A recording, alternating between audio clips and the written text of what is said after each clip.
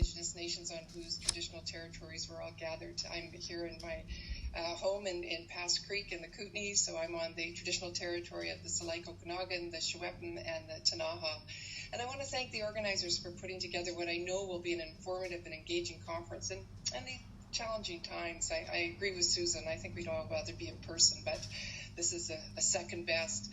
And to those of you who are taking part, I really appreciate your advocacy for BC's forestry sector and its workers. And I look forward to continuing this work with all of you. And I want to take just a moment to thank John Allen for his years of service to the public sector, to all of us, because as he's worked not only for government for many years, off and on over the years, but also for the forestry sector. So I want to thank him for his years of service. And although he's not going far, he said he would be available for consultation and advice, which I really appreciate. And I also want to welcome Rick Manwaring, who was the Associate Deputy Minister, who's now the Deputy Minister, and I'm sure you all know Rick well, and we'll look forward to working with him as well. You know, the forest sector has always been a cornerstone of BC's economy. It's actually been a bright light as BC begins the long road to recovery from the economic impacts of the COVID pandemic. And with record lumber prices, they've helped bring dozens of mills back online and thousands of people back to work. And just yesterday, I welcomed the release of COFI's report on the economic impacts of the sector that Susan referred to. But we know the ebbs and flows of this sector all too well.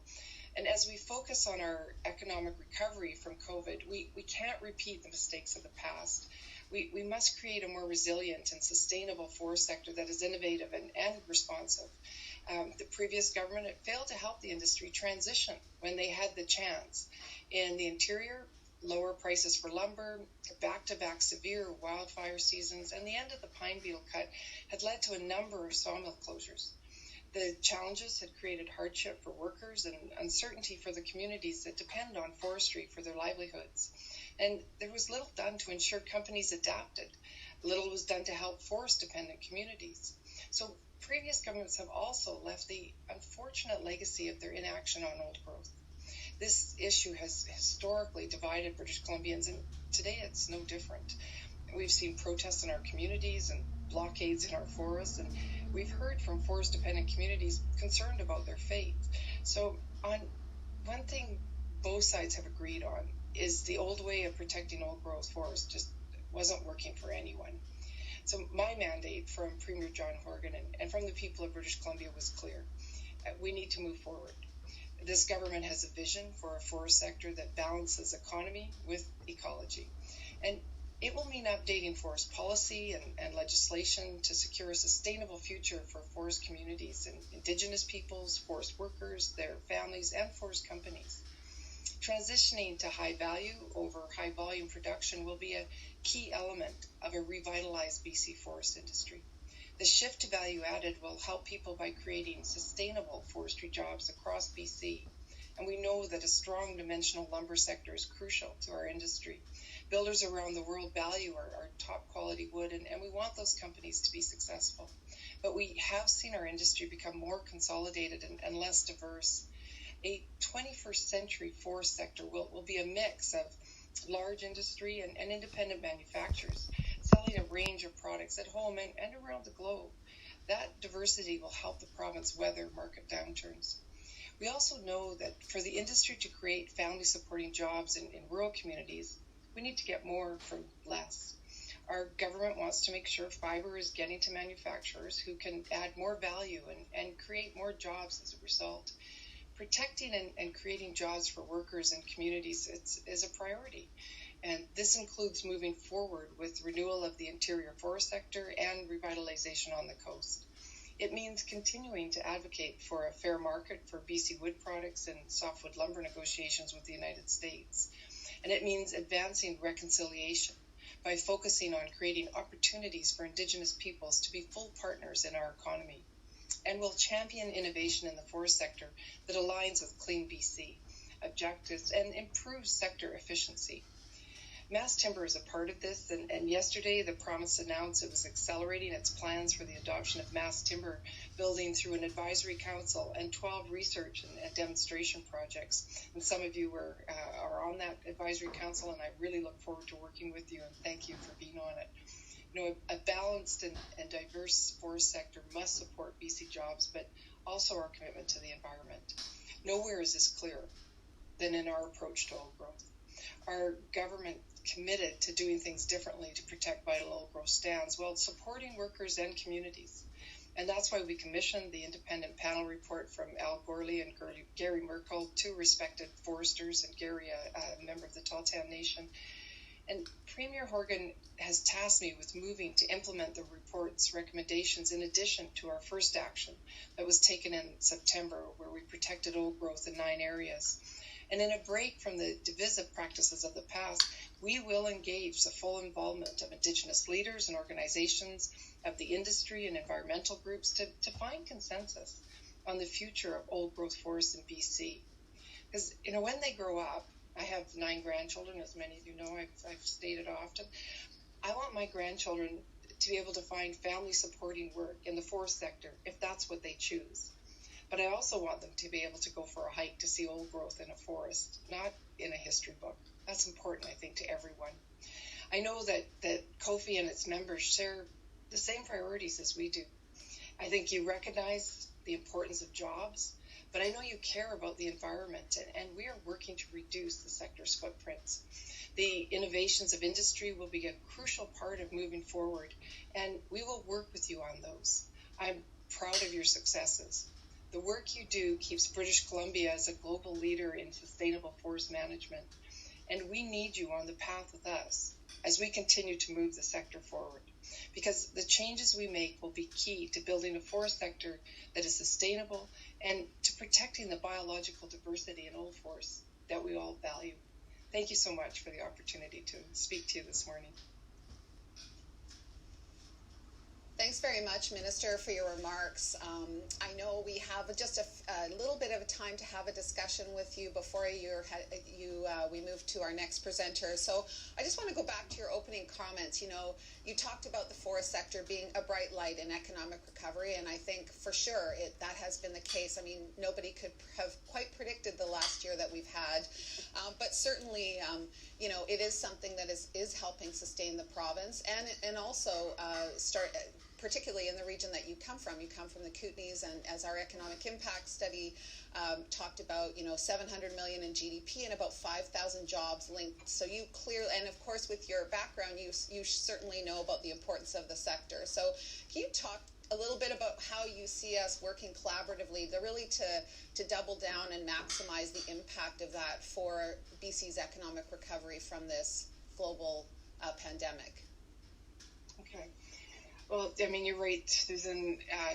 COVID changed our world last year in so many ways, and I think it's impacted every person in every sector in BC. But as you said, I think fortunately for all of us, our forestry sector, it's really been a bright spot for the economy, and we've seen increased demand for our products at home and of course globally as well. I mean, anybody just has to go to the local building store to see how busy they are because everybody's renovating or building. I mean, it's been the nature of the beast this year because of COVID. But we want to build on this success, and we want to continue to strengthen the forestry sector in BC so it's more resilient and sustainable and also innovative and responsive, because we all know those ups and downs of the sector. It impacts workers and communities, and we need a more diverse sector that will help to shield the industry and protect all British Columbians who rely on it, because as your study shows, there's over 100,000 good jobs that are directly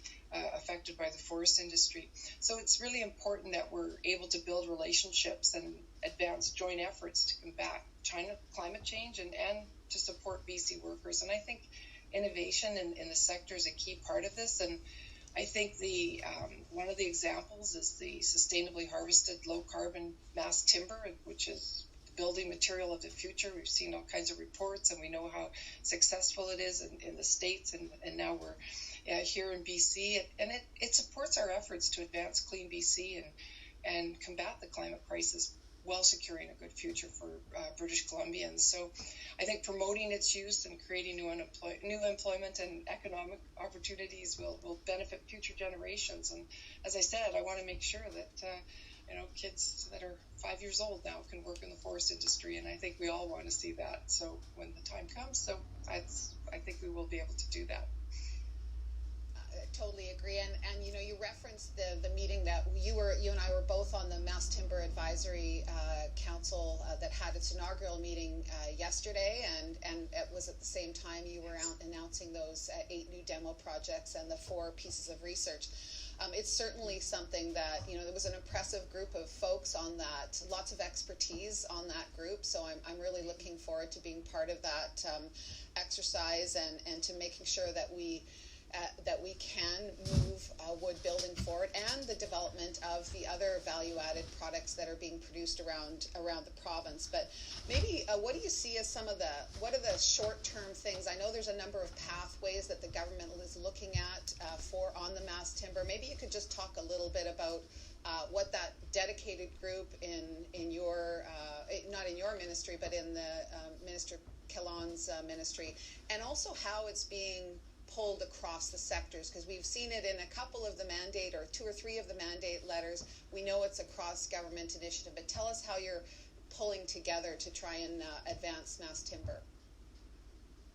Well, it's I want to thank you for being on the committee, and as well as the other people that have agreed to sit on it, because it is quite a collection of people with leaders in the sector who are going to move us forward. And I think diversifying our forest sector, it's a real key part of our government's plan to create and support jobs in every region of the province.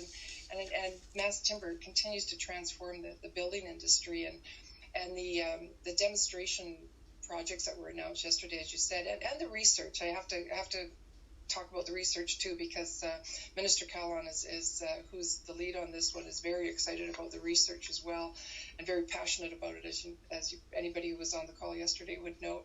It's really important that we, as a government, support the demonstration of these programs and of these projects, so that we can show that it's going to work. I mean, those 12 programs, the 8 timber demonstration projects and the 4 research projects, they're going to show that this can be done, and it will help us to speed up the adoption of mass timber building systems as part of the province's economic recovery. So we announced yesterday $4.2 million to support the incremental or first-time costs of this design development and the permitting, construction activities, the research, and we know that mass timber is a construction material of the future, and the key to diversifying. So we want to make sure that it's going to work for people. So we're going to be seeing much taller buildings built with mass timber, and I think it's quite exciting. The announcement yesterday, we know, will support the economic recovery for forest-dependent communities, as well as the workers and the environment, because it adds value rather than just volume, and it's going to look great. I mean, they're beautiful buildings. I've seen the designs, and it's going to be pretty impressive, I think. Well, we're all looking forward to that, and I think what's important is you're seeing builders, designers, architects, engineers, code specifiers. We had some folks who are, approving projects, as well as the industry and, of course, government working together on that. Minister, we've just got another minute with you. I do want to, I think it's great that we're happy to have someone in the chair that has come from our sector and has experience and knows the importance of that of the industry to feeding your family, like many of us who are viewing today. I know you're a woman of firsts, probably one of the first power engineers, and just as we've got and now as the minister, just as the next generation of young women coming to the sector, give me just a word of wisdom or a little bit of advice for a woman who's had many firsts. Well, thanks, Susan, and I want to acknowledge you as well. Being the president and CEO of COFI, I think there's a lot of women in the sector, and our chief forester is also a woman. So we do have, and I'm always really pleased when I meet more and more women in the industry. So it's good, but we know that it's really important for young girls and women to know that they can excel in science and technology. And I spoke recently at Selkirk College to their forestry class, and not only was the professor a woman, more than half the class were young women, and it was exciting for me to see that, to know that they actually want it. And they asked me, they said, "Is there an opportunity for women in the forest sector?" And I said, "Of course there is. It's it's a great sector to be involved in, and I think it's really important." And I think it's I think some of them were role models, so we could show that to the industry. And I thought it was interesting. My oldest granddaughter is 20. She worked the shutdown at the pulp mill, so she was the fourth generation in our family to be working at the pulp mill, because my father did, I did. Her mom worked there for a little while. She did a co-op program, and now she worked there. And when she came to talk to me about it, she said, "Granny, I think I could work in a place like that." And I said, "Well, that's good, hon, because I did too." And I think so. She said, "I think I might relook at what I'm going to do." She was thinking of becoming a lawyer, and now she says, "Maybe I want to work in the forest industry."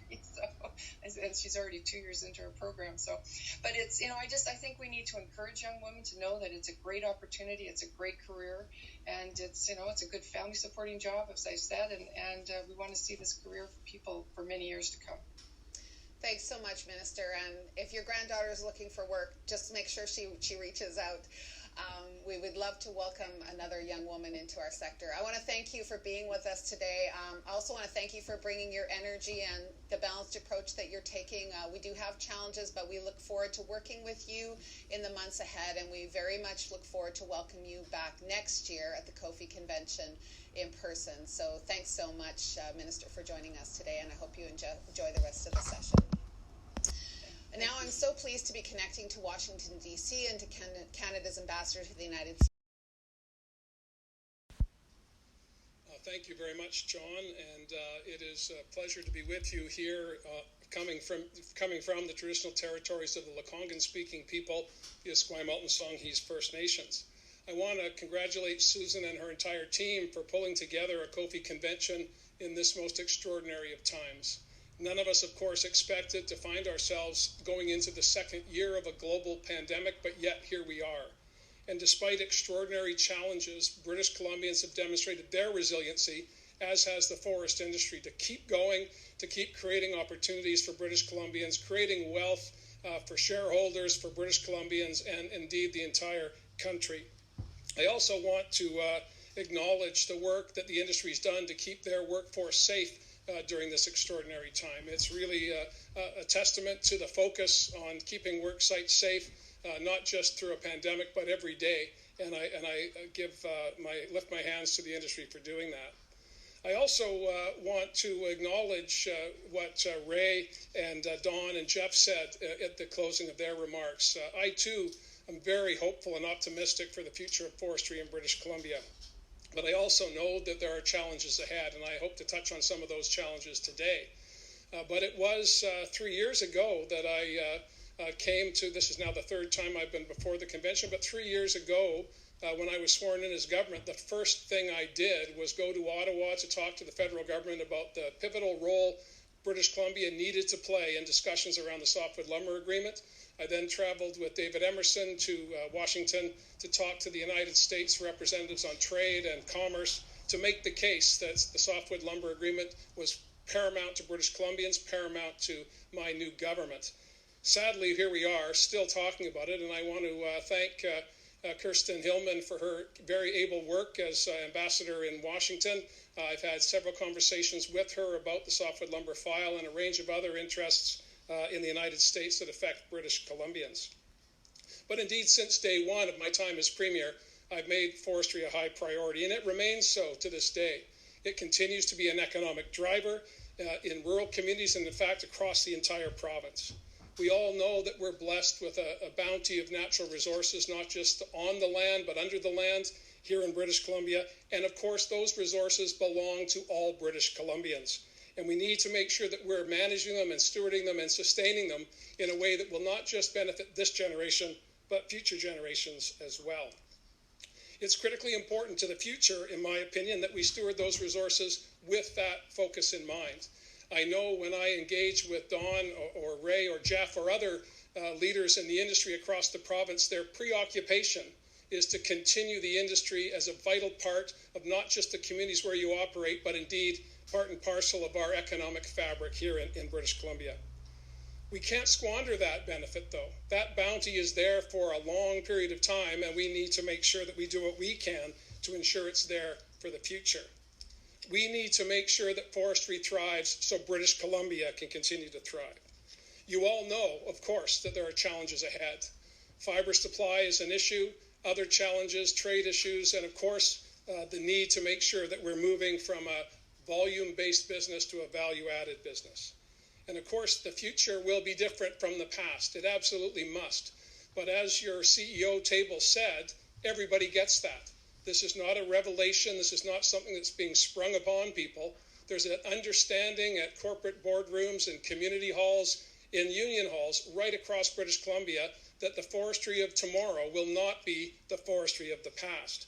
I think it was Ray who said this ain't Grandpa's forest industry, and he's absolutely right. Our policies need to be modernized, and that's what we intend to do. We need to make sure that communities are benefiting directly, and we need to make sure that we're building the product base that the world wants.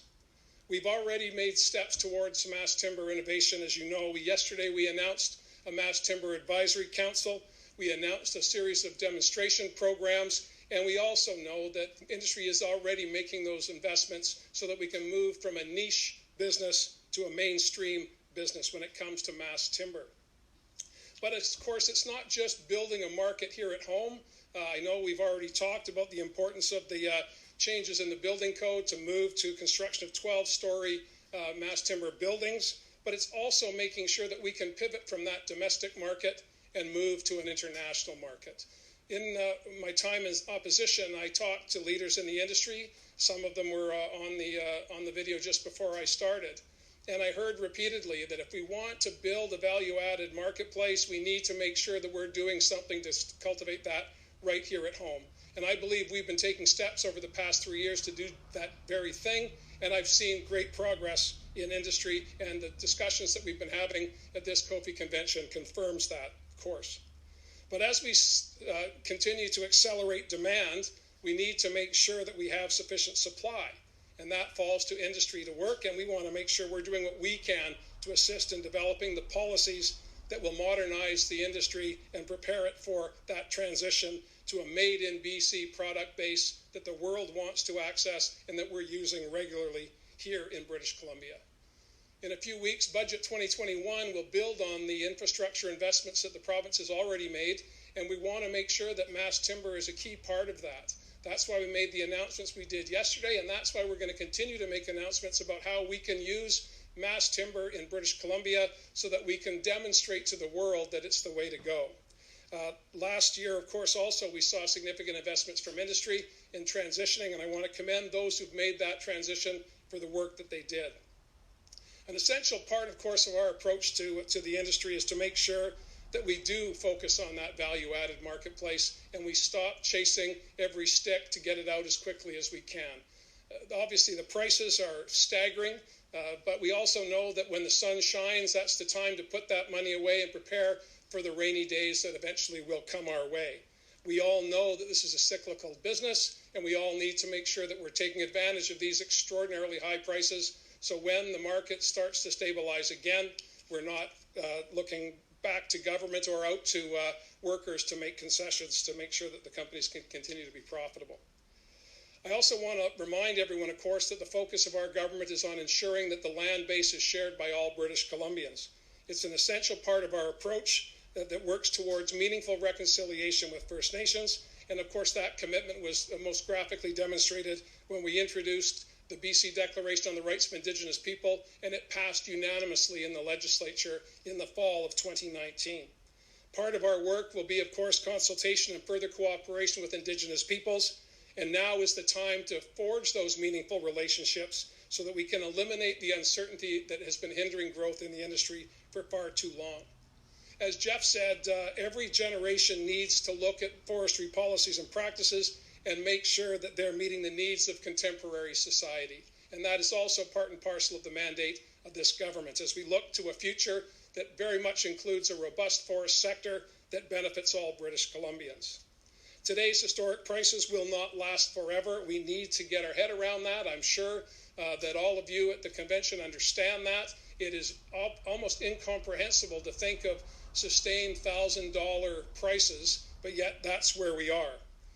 But of course, we need to make sure we're growing the forests of the future, and I'm very proud of the work that we together in partnership did last year, planting over 300 million trees in the midst of a global pandemic, with an expectation of planting another 300 million trees in the year ahead. As Jeff had said again, I'm shouting you out a lot today, Jeff, and I know all of you agree with this, trees are the perfect natural carbon catching technology, coming from the ground, capturing carbon and making us a sustainable green economy now and well into the future. Our Clean BC program focuses on that very thing, making sure we take advantage of our competitive opportunities with wood to ensure that we're demonstrating to the world that innovation in forestry products in British Columbia is our highest priority, and we demonstrate that by moving from, again, high volume to higher value. 2 years ago, I wrote to CEOs in the industry outlining our vision for the industry.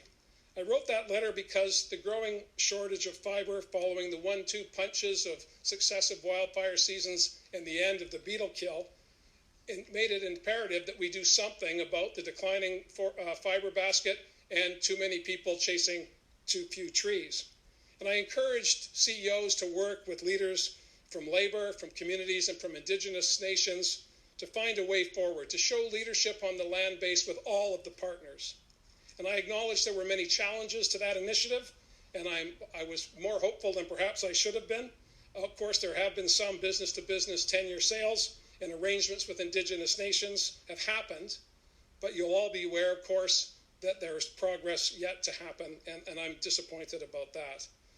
We're looking forward to ways to improve competitiveness for the midterm timber supply, and we're working to make sure that the coalitions that we put in place can find collaborative agreement that we wanted to see as we move to the new industry that we all know is coming. Unfortunately, the results have been disappointing. Although 2 coalitions were established and a third one is still struggling to get underway, we have not seen the progress that I had hoped to make in that time. So to bring about the change that government will have to step in, I believe, to make sure that we provide the appropriate incentives to get the job done. Now, just as an aside to our American friends, and I checked this with Ambassador Hillman yesterday, incentives do not mean subsidies. Incentives mean we're making a transition as a community to make sure that we take full advantage of the bounty that belongs to all of us. Minister Conroy has a mandate to modernize the forest policies in British Columbia, and she intends to bring forward a paper outlining those changes in forest policy in the weeks ahead. Our vision for the forest industry is very clear. It's going to be diverse, it's going to be competitive, and it's going to be sustainable.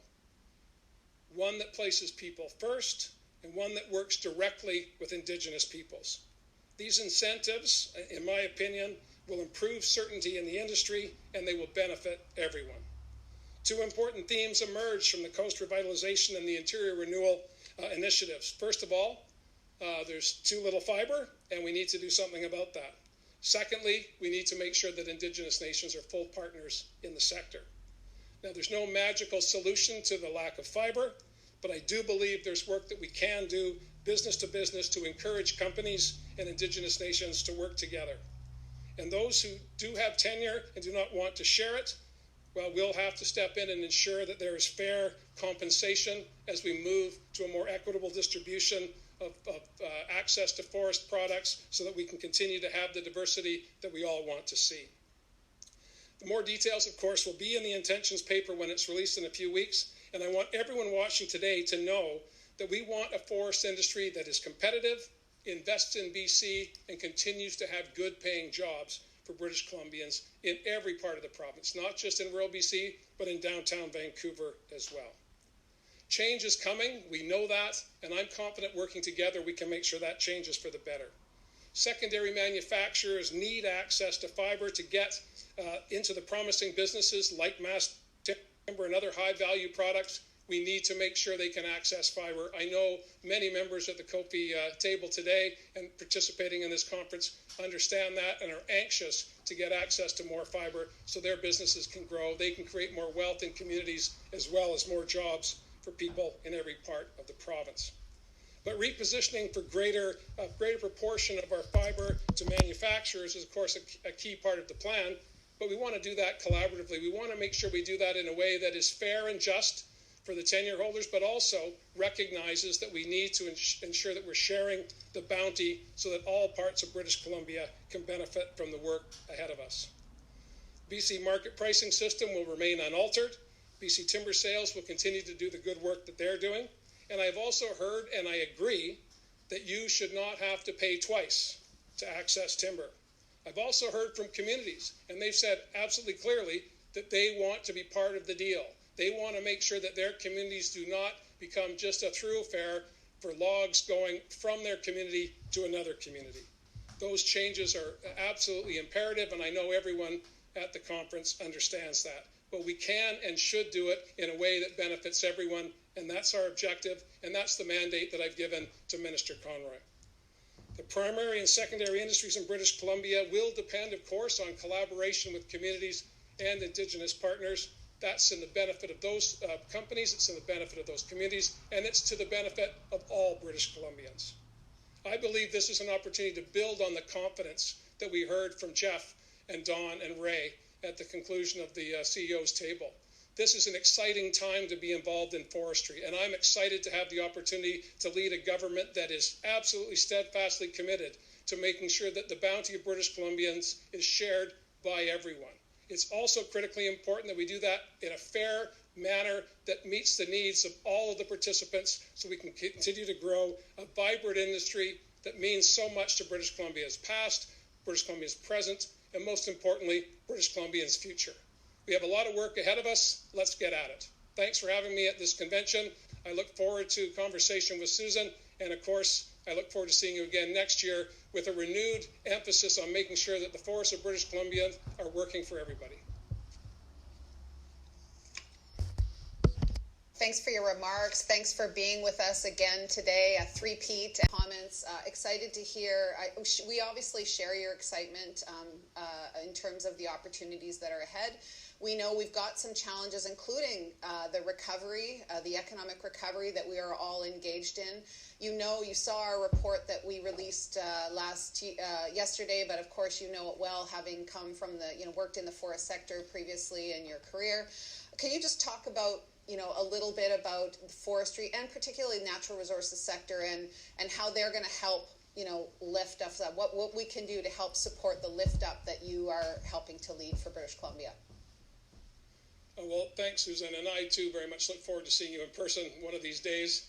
This has been the longest year and a bit of our lives, and I know all of us are challenged by the amount of time we spend in front of screens, so I appreciate that this is the end of the conference and people are wanting to get out of their chairs and back to other productive work. But I want to say at the outset that the natural resource sector is absolutely critical to British Columbia. I've been clear on that from the beginning of my time as leader of the BC NDP and, of course, certainly as leader of the government.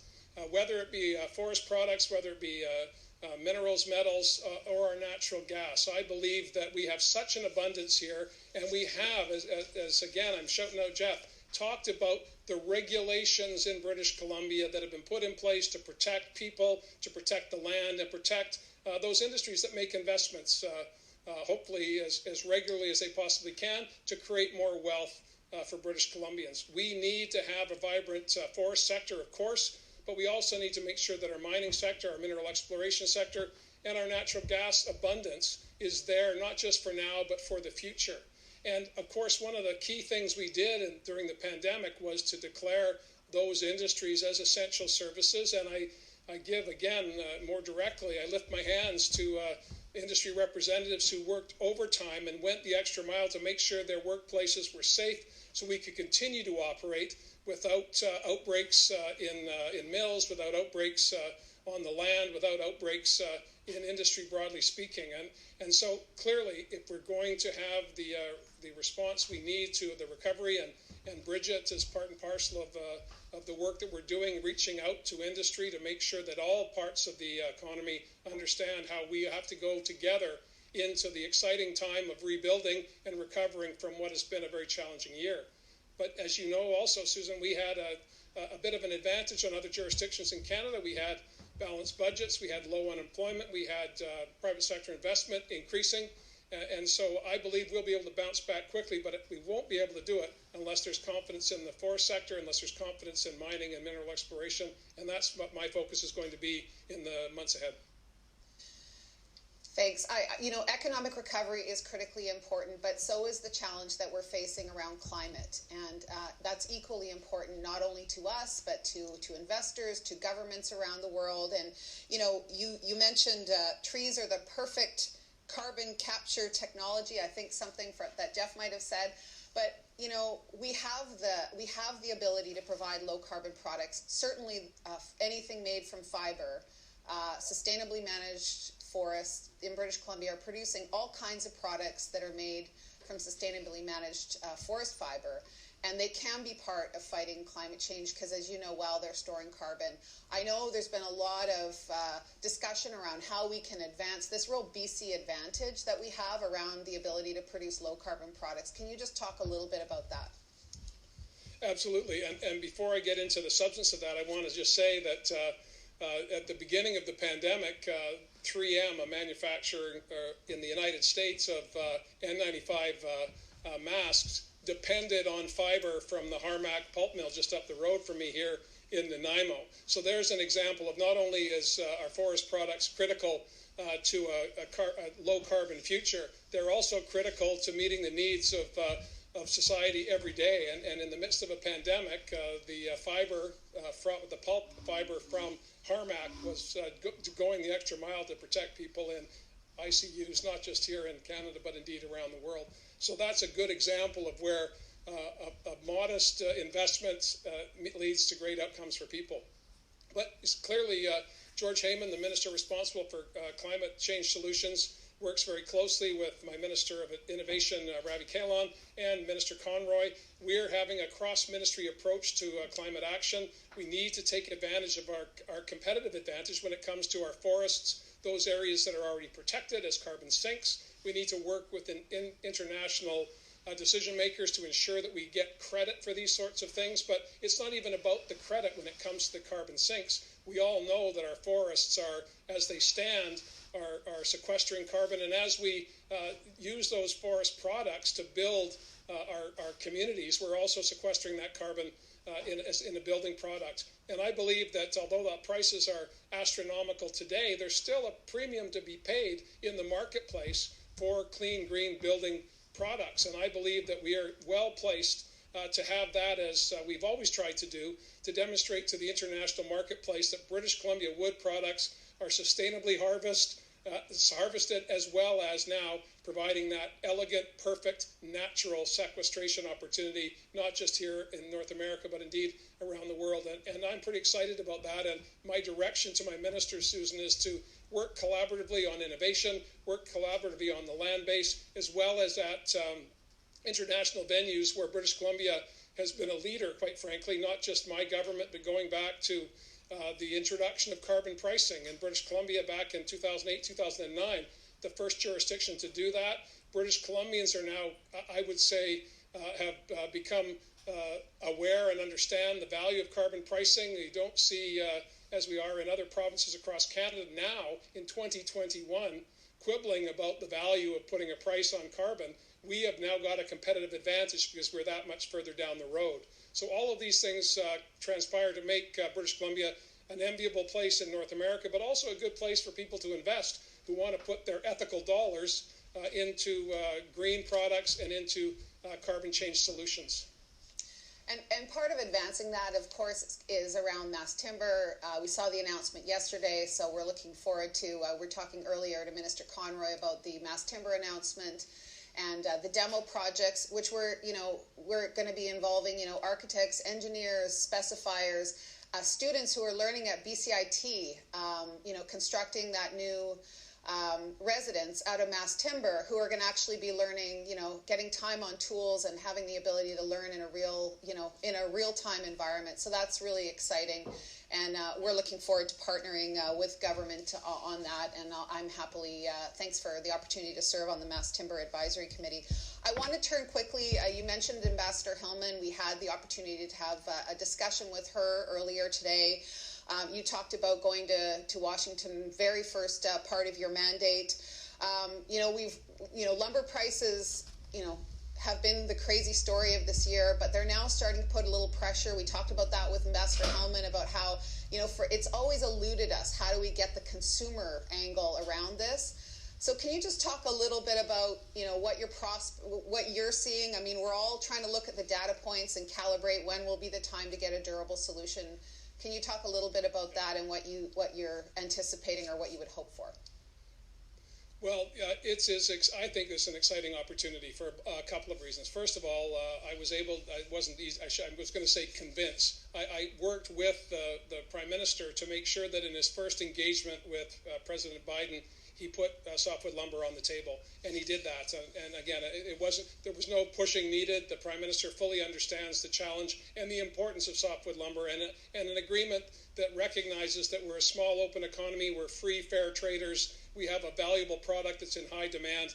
The National Home Building Association in the U.S. loves BC wood products. They've been our ally for a couple of generations now more than ever, as they see escalating prices. If they're going to be paying prices like that, they want a quality product. They know they can get that from British Columbia.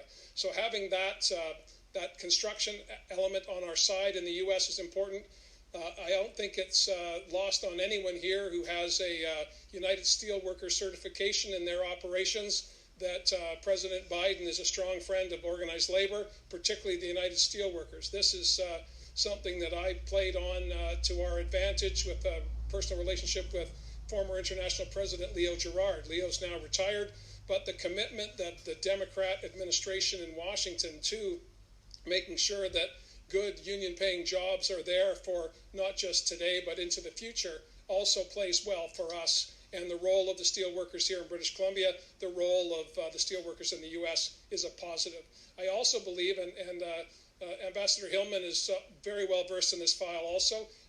McNaughton, the former ambassador, was very good in his way, but I believe, and I didn't mean no disrespect when I say that, but Ambassador Hillman critically understands this important issue to British Columbians. That's a real asset for us as well. She's well connected with the Biden administration and the transition period and into the first few months of that regime. So I'm confident that the time has never been better to strike a deal, and perhaps, and we mused about this privately, the ambassador and I, last time we spoke, that perhaps this might be the last time we'll have one of these, what have now become regular appointments with the U.S. Trade Representative and again, harassment of the good work that we do here in British Columbia to provide a valuable, clean, green building product for the United States and indeed around the world. So I think the opportunity is very good, and all of the elements I just raised kind of point that out.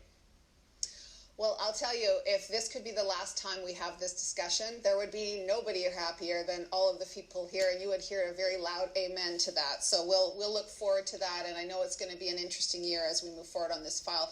I want to pivot quickly, Premier. Of course, we have a big focus on the United States, but we also, of course, BC has been a leader in diversifying our markets into Asia.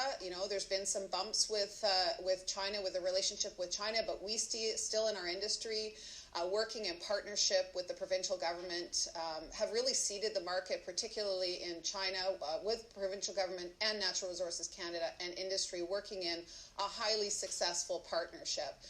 Which I think is a model actually for industry-government partnerships, and I always say that. But what are your thoughts on the opportunities in the Asia market for our industry, of course, but also for BC in general with our close connections? Well, firstly, I want to just say thank you to all of the CEOs who worked with former Minister Doug Donaldson on a pan-BC approach to our trade initiatives into Asia. Absolute collaboration every step of the way. Very grateful to have those relationships. And And quite frankly, all three of your CEOs that you had on, and many who I know in the industry, have been talking and engaging with me since my time in opposition, and building those relationships and having an understanding that we have a common purpose here.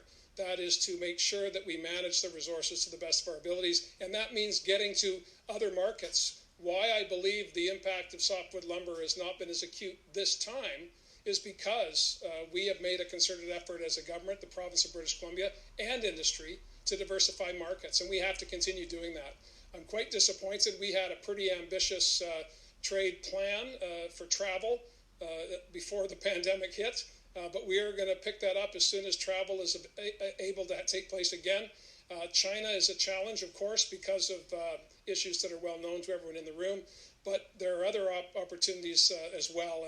And I also think I've been talking to the UK and the EU about opportunities there as well. Having a divide between the United Kingdom and the European Union presents an opportunity for us, not just as traders, but also to say to those marketplaces, as we do in Asia, that we are the entranceway to one of the largest markets in the world, the North American market. We also are a place to move products through the Port of Vancouver, the Port of Prince Rupert, around the world. And so we're pretty excited about the opportunities on the trade front. We've never lost sight of that. We have lost a year of building those relationships, which are so critically important. But I'm confident that when the time to travel returns, all of the representatives at COFI who want to expand their businesses will be lining up with us and the Government of Canada to make sure that we have a united Team Canada approach with, of course, an emphasis on British Columbia and forest products as we travel and make further inroads into Asia and other parts of the world. We will all look forward to that day happening, and we hope it happens soon. Premier, I know we're running out of time, but I just want to, one maybe final question. You know, we've been talking a lot about the industry, about innovation. This isn't, you said this is, Ray said it, you said it, it's not your father, your grandfather, your grandmother's forest industry. It's a very different industry. We've got a lot of different jobs, people doing drones, creating apps, doing technology that's applied in the mill, now increasingly on the forested land base, how we're using data to make better decision making, to support consultation, to support all aspects of our business. And we've got a bunch of students online with us today as our guests from UBC, UNBC, BCIT, and VIU. And so maybe the final comment, just from someone who has in this past worked in this sector, maybe just a word of advice to the folks who are engaged with us and who we hope to attract to our sector before we close off with you today. Well, thanks, Susan, and I'm very delighted to have an opportunity to speak directly to young people who are looking to the forest industry as an opportunity for not just a well-paying career, but a satisfying, rewarding career, working on the land base or working with technologies. I don't believe we tell our story when it comes to innovation in mills, innovation in the sector. When we talk about high tech in British Columbia, oftentimes people's minds go to video games, they go to post-production on film, they go to making sure that we're developing quantum computing and a whole host of other extraordinary things that we're doing, our life sciences sector. But the transformation on the resource space, whether it be forestry, mining, or natural gas, is quite extraordinary. And that tech change, I think that it becomes a cleaner industry as we go forward. That's good for the impact on the land base, but it's also good for those who have used their time getting a post-secondary degree focused on technology, that bringing those skills to the forest industry are critically important to continue the transformation from grandma and grandpa's industry to my grandchildren's industry. And I'm really excited about that. I don't think there's a better place for a young British Columbian to look than the forest industry or natural resources broadly as a career opportunity. Good paying jobs, but also particularly rewarding as we have a transformation from what we were to what we're going to be. I think that's got to excite any young person who's at this convention, having heard about the glorious past of our resource industries, how profoundly important they were to the pioneers of British Columbia, but how exciting it is to have a future that's focused on taking advantage of our abundance, stewarding it appropriately, and making sure it's there for successive generations. If I were a young person today, well, I wish I was, I would certainly be looking to the forest industry as a place that I'd want to spend some time. Thanks, Premier. Don't we all wish we were a little bit younger? Yeah. But we can't turn back the clock. Well, I actually can on this little clock here. I can add a few seconds or detract. Premier, I want to just thank you for being with us today. I know it's really important to all of the delegates who attend our conference that you spend time with us. So I want to thank you for being with us. I look forward to working with you, with the government, and all of our member companies on economic recovery and on the opportunities that you talked about that lie ahead. We appreciate the time you've taken with us this morning, and we 100% look forward to welcoming you back in person next year. So thank you, Premier Horgan. Thank you so much, Susan, and thanks to the delegates for sticking with it. Exciting times ahead. Challenges, but extraordinary opportunities as well. As entrepreneurs and innovators, I know you can't wait to get started. So you heard that from the Premier. We're excited about the opportunities. And I love your background, by the way, Premier. Thank you for putting all the trees on the background there. Very much appreciated. Thanks again, and we look forward to seeing you soon. 300 million of them. Yeah, 300 million. Bye-bye. Planted. Take care. Thanks. Well, we've had a jam-packed morning this morning, kicking it off with Minister Conroy, welcoming her to our first COFI convention. And in the first few short months she's been with us, the minister has jumped in and dug into files. We appreciate her comments this morning about the forest sector, a reminder that it's the cornerstone of the economy and, as she called, a bright light as we look forward to both employment and economic recovery. We know that there's a desire to make some changes. The Premier just talked about them now. We look forward to increasing the opportunity that our sector holds and working with her, the nations and others in our sector to do just that. We continued on this morning. We have an opportunity to build a sustainable sector, one that can continue